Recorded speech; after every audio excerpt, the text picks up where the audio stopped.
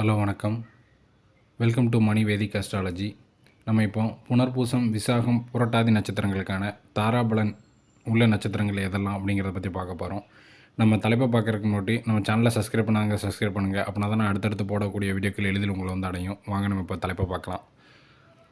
பொதுவாகவே நட்சத்திரங்கள் வந்து தாராபலன் அப்படிங்கிறது வந்து நீங்கள் ஒரு காரியத்தை செய்ய போகிறீங்க அப்படின்னா அதில் வெற்றி கிடைக்கணும் அப்படிங்கிறதுக்காக நம்ம வந்து தாராபலன்கிறத பார்க்குறோம். உதாரணமாக ஒரு இடம் முடிக்க போகிறோம், ஒரு வழக்கு தொடுக்க போகிறோம், அல்லது திருமணம் நடத்த போகிறோம் அப்படின்னா தாராபலன்கிறது ரொம்ப முக்கியம்.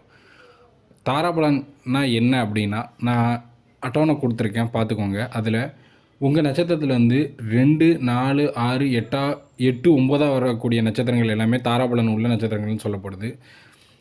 இப்போ பார்த்தீங்கன்னா உங்கள் நட்சத்திரம் புனர்பூசம், விசாகம், புரட்டாதி, இது ஜென்ம நட்சத்திரம். இதற்கு அடுத்து 2வது வர்றது பூசம், அனுசம், உத்திரட்டாதி.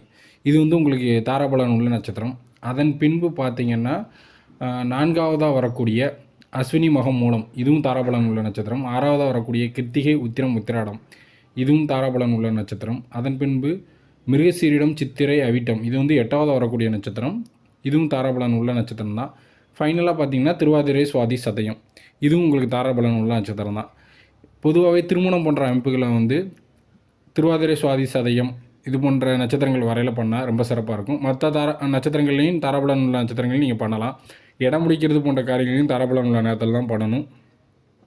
கண்டிப்பாக சந்திராஷ்டமத்தை தவிர்க்கிறது நல்லது. சந்திரனும் வந்து ரொம்ப பாவத்துவமாக இல்லாமல் இருக்கிற நேரத்துலேயே, கிரகண காலத்துலேயே இந்த மாதிரி முக்கியமான காரியங்களை பண்ணாதீங்க. இந்த தாராபலன் பார்த்து பண்ணிங்கன்னா உங்கள் வாழ்க்கையில் எல்லா காரியத்திலையுமே நீங்கள் வெற்றி அடைவீங்க அப்படிங்கிறதுல எந்தவித மாற்றமும் இல்லை. நம்ம இதுக்கு அடுத்த வீடியோவில் இதற்கு அடுத்த நட்சத்திரமான பூசம், அனுசம், உத்திராட நட்சத்திரங்களுக்கான தாராபலன்கள் என்னென்ன அப்படிங்கிறத பற்றி பார்ப்போம். நன்றி.